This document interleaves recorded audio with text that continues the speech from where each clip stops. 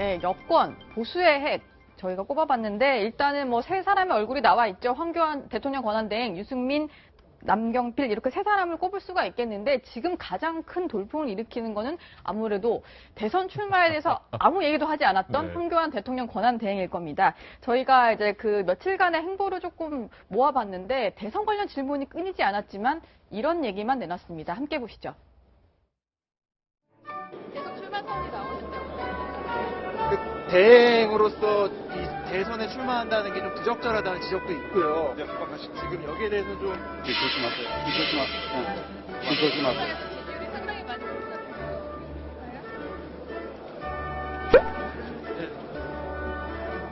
어제 전 총장 불출마에 관해서 한번 한마디만 해주세요.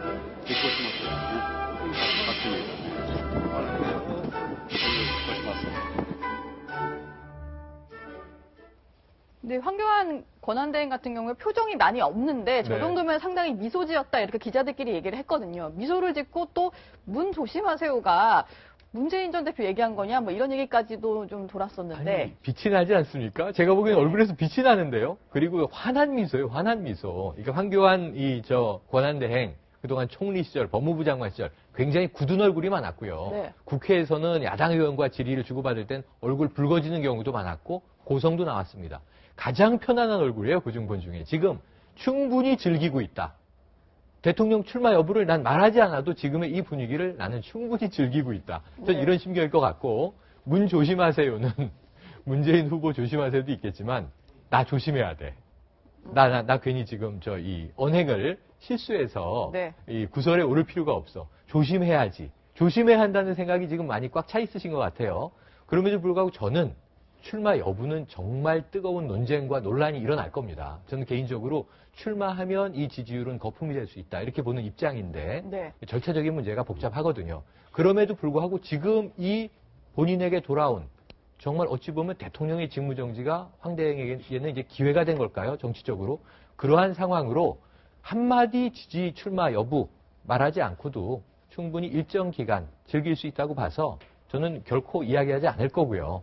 결국 탄핵이 확정되는 시점, 기각이든 인용이든 그때 뭔가 언급이 나오지 않겠는가. 네. 그런데 지금 어찌 보면은 좀 욕망이 차오르고 있는 것 같다라고 또 분석하는 분들이 계세요. 저는 냉철하게 본다면 마지막에 출마하지 않는 것을 선언하지 않겠는가 예견을 해봅니다. 이거는 본인 의사도 굉장히 중요하지만 결국은 지금 나가야 한다라고 하는 요구가 보수 진영에서 꽤 있는 게 그렇죠. 사실이고 그렇지만 나가서는 안 된다라고 하는 의견도 만만치 않은 거예요. 그런 면에서 결국은 마지막에 본인의 결단의 문제가 아닌가. 그 결단의 시점은 말씀하셨듯이 탄핵 심판 그 이후이기 때문에 지금은 좀 여유 있게 좀 즐기는 그렇죠. 그런 정국인 것 같아요. 그런데 지금 이걸 다시 되돌려 보면은 반기문 전 총장의 작년의 모습을 떠올리게 해요. 반기문 총장이 사실 국내에 들어오기 전에 굉장히 여유 있고 자신 있고 이런 모습을 보이지 않았습니까? 그렇죠. 네. 그런데 실질적으로 딱 출마를 하겠다고 들어와서는 굉장히 우왕좌왕하고 그다음에 계속 지지도가 떨어지니까 결국 20일밖에 안 됐는데도 낙마하는 그런 일이 벌어졌는데 결국은 황교안 총리가 어떻게 그림을 탄핵 때까지 어떤 그림을 만들고 결단을 어떻게 하느냐에 따라서 지금 대선 구도가 굉장히 큰 변화가 있을 거다 이런 생각이 듭니다. 근데 사실 황교안 권한대행이 만약에 나온다고 가정을 하면 사실 문재인 대표건 여기 안희정 지사건 이재명 시장건 민주당에서 당 경선만 통과하는 사람이 대통령이 될 가능성이 너무 높습니다. 네. 왜냐하면 황교안 권한대행이 나오는 순간 절대로 친문 비문으로 나눠서 1대1 구도가 될 수가 없어요. 그러니까 유승민 의원처럼 황교안 권한대행하고 단일화 얘기 또 가능하다는 취지를 얘기를 하면 국민의당 쪽이나 소위 말하는 제3지대 쪽에서는 절대로 여기는 동조를 못합니다. 그렇죠. 그러니까 이렇게 두 그룹이 나눠지게 되는 거고 이제 바른정당하고 국민의당하고 사실 친문 비문 간의 관계로 해서 이쪽은 좀 합리적이고 중도적인 인사다라는 취지로 이제 후보를 내면 황교안 총리랑은 여기랑 또 단일화 못할 거 아니에요. 네. 그렇게 되면 3자 구도가 되면 사실 문재인 대표나 지금 이제 민주당의 지지율을 감안할 때는 민주당은 황교안 총리가 좀 이런 표현을 쓰면 뭐하지만 거의 꽃놀이패입니다. 황교안 총리가 나오는 순간.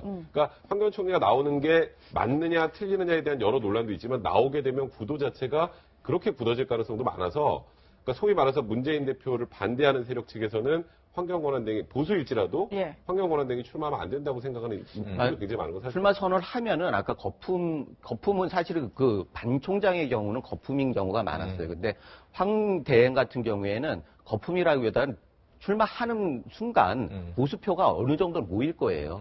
그리고 그게 지금 10%지만 20%, 30%까지 갈 수가 있어요. 그런데 결국은 말씀하셨듯이 그거는 지금의 야권의 그 단결, 이걸 불러올 수밖에 없거든요. 그래서 결국 대선이 굉장히 어렵게 될 수도 있다. 이렇게 네. 볼 수 있습니다. 네, 지금 사실 가장 속이 타는 사람 바로 유승민 의원일 것 같습니다. 지금 출마 선언한 자신보다 지금 황교안 권한대행이 더 보수의 지금 그 대치제로 지금 인정받고 있는 거 아니겠습니까? 그렇죠. 네. 근데 이 최순실 사태 서기 전만 하더라도 새누리당, 기존 예전 새누리당에서 확장성이 가장 큰 인물로 유승민 의원을 꼽았습니다. 맞아요. 개혁적 성향도 있었고요. 근데 지금 그게 발목이 되면서 좌파 프레임에 갇혀 있고요. 네. 그리고 탄핵을 주도하면서 배신자 프레임을 지키면서 TK 지역에서도 지지율이 오르지 않고 있습니다. 맞아요. 상당한 딜레마에 빠져 있는데 네. 어떻게 보십니까? 그것을 지금 확인시켜주는 게 최근 며칠 동안 유승민 의원의 미디어에 출연하는 언론 행보가 아주 거세졌습니다. 예. 그동안은 정말 인터뷰 한번 하기 어렵게 갔었는데 최근 2, 3일 동안 TV를 틀면 계속 나오고 있죠. 현장에 나와 스튜디오에서 인터뷰하고 무슨 약간 시사 예능 프로에도 나가고 여러 가지 이야기를 쏟아내고 있는데 네. 사실은 저는 유승민 의원이 확장성이 많은 보수의 좋은 대선 후보고 보수의 미래를 봤을 때는 지금 이 탄핵 국면에 처한 상황을 절연해내고 갈 수 있는 좋은 카드라고 봐요. 문제는 뭐냐면 이걸 보수층에서 밀어줘야 되는데 보수층에서 못 밀어주고 있어요. 그러니까 보수층에서는 조금 이제 강한 보수, 친박에 가까운 보수 쪽에서는 말씀하신 대로 배신의 아이콘. 예. 그래서 TK에서 어떻게 이런 인물이 또는 정책적으로는 좌클릭. 본인이 얘기하는 게 뭐냐면 자, 안 보는 보수고 경제는 진보다. 이런 얘기는 한 바 없다라고 요새 해명하고 있거든요. 뭐냐면 이 경제는 개혁해야 한다라고 얘기했지. 네. 내가 진보라고 정체성을 선언한 바가 없는데 자꾸 이제 왜곡이 일어나고 있다는 거죠. 이런 왜곡이 일어나고 있어요. 착시 현상이. 보수가 봤을 때는 의심스러운 보수 맞아? 세금 올린다고 하는데 부자 때려잡는다고 하는데 이런 측면에서 이재명과 뭐가 달라? 이런 측면이 있고 진보 진영에서 보기에는 어찌 보면 아니 박근혜 대통령이 비서실장 출신인데 친박의 핵심인데 어찌 보면 돌박이나 멀박일 수는 있으나 네. 결국은 그 밤의 그 나무는 아닐까? 우리가 손잡기에는 너무나 먼 인물 이렇게 보고 있는 거예요. 그러니까 이게 지대가 너무 공간이 좁아져 있는데 그것을 돌파하면 저는 그 단계를 극복하면 확장성이 굉장히 좋아질 수 있고 제3지대 후보 중에는 보수층에서는 거의 유일한 인물이에요.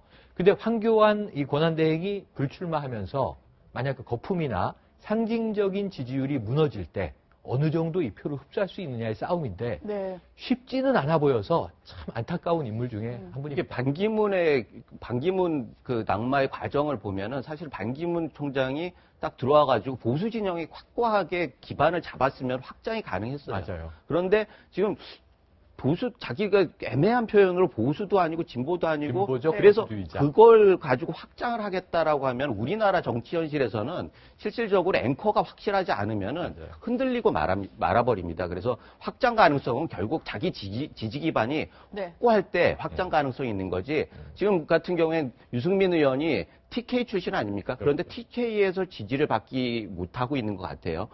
그게 바로 확장 가능성이 걸림돌이 될 수밖에 없는 거고 네. 결국 박근혜 대통령을 국회에서 탄핵 결정을 한 그 과정에서 유승민 의원이 좀 적극적으로 나선 측면이 있단 말이죠. 그런 부분들에 대해서 보수 진영에서 전반적으로 거부감이 있는 거고 네. 그 표가 그대로 황교안한테 기대를 걸고 있다라는 측면에서 지금 구도는 유승민 의원한테는 굉장히 불리한 구조일 수밖에 힘들죠. 없고 힘들죠. 또 하나 재밌는 거는 여기는 지금 바른정당만 있어요. 그렇죠? 그렇죠. 유승민이나 남경. 네. 새누리당에서 후보가 없다라는 거예요. 음. 새누리당이 그래도 보수의 지금 장자 같은 케이스인데 네. 새누리당이 후보를 내지 못한다. 그래서 계속 외부에 있는 황교안 대행을 이렇게 설득하는 구애하는 이런 모습을 보이는 거는 사실은 굉장히 그 합리적이지 않고 불안한 모습이다 이렇게 보여집니다. 네. 말씀하셨는데 지금 사실 황교안 권한대행은 뭐 정당에 입당한 게 아니기 때문에 여기는 지금 바른정당 유승민 남경필 두 사람밖에 없는 상황인데 뭐 황대행이 만약에 새누리당 후보로 선다고 하면 사실 지금 제일 좀 안타까운 건 바른정당이 아닐까 싶어요. 경선도 흥행이 안 될 만한 이런 상황이 돼버려서 지금 그래서 다시 얘기가 나오는 게 물론 뭐 김무성 전 대표 같은 경우는 본인은 백의종군 할 것이다. 불출마 공복 없다라고 했지만 김무성, 오세훈 이 두 사람의 얘기가 계속 나오는 것 같아요. 그러니까 지금 사실 유승민 의원 말씀하셨던 것처럼 굉장히 뭐 합리적 보수주의자로 맞아요. 이미지도 괜찮고 표 확장성도 있을 거라고 생각을 했으나 현실로 보니까 굉장히 냉정하게 지지율이 이번에 반기문 총장이 불출마 선언한 이후에 거의 혜택을 못 본 맞아요. 네. 상황이거든요. 뭐 남경필 지사 역시 지금 아직은 좀 역부족인 상황으로 지지율이 지금 1% 내외 왔다 갔다 하는 정도 수준이잖아요. 거기다 이 두 분만 경선을 하면 정말 국민들로부터 관심을 잃어버리니까 그러면 불출마 선언이야 국민들이 생각을 뭐 나중에 생각을 바꾸면 되지 그게 뭐 법으로 정해진 건가 이러면서 이제 김무성 대표 측근 쪽에서 네. 김무성 대표 등판 그리고 오세훈 시장도 그럼 오세훈 시장도 나와서 같이 경선하면 좋지 않겠느냐 근데 우리나라 또 국민들이 그런 거 번복하는 거 굉장히 싫어하세요. 맞아요. 그리고 얼마나 됐다고 지금 예를 들어서 제가 한 1, 2년 지나서 다시 나오시면 모르겠는데 요번 대선 나오지 않겠다 그랬는데 한 달 전에 우리 당사적 이러니까 제가 나서야겠습니다라고 하면 김무성 대표의 오히려 정치 생명까지 위태로운 상황이 되기 때문에 김무성 대표는 절대 나오진 않을 것 같은데 그러다 보니까 지금 바른정당 내에서 경선에서는 해결이 안 나오면 어디와 함께 해야 될 것인가 예. 그걸 고민할 텐데 새누리당과 함께 하면 그럼 왜 나갔어? 다 나올 거고 그렇죠. 국민의당과 가면 당신들 정체성 뭐야가 나올 거기 때문에 지금 바른정당이 사실 반기문 그 총장의 불출마 선언으로 가장 직격탄을 맞은 곳이 바른정당이 되겠습니다. 네. 네, 지금 대선 전국이 반기문 전 총장의 중도 사태로 좀 뜨겁게 달아오르고 있습니다.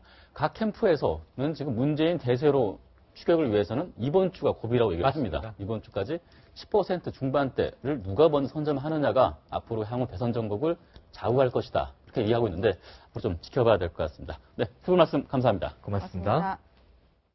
맞습니다.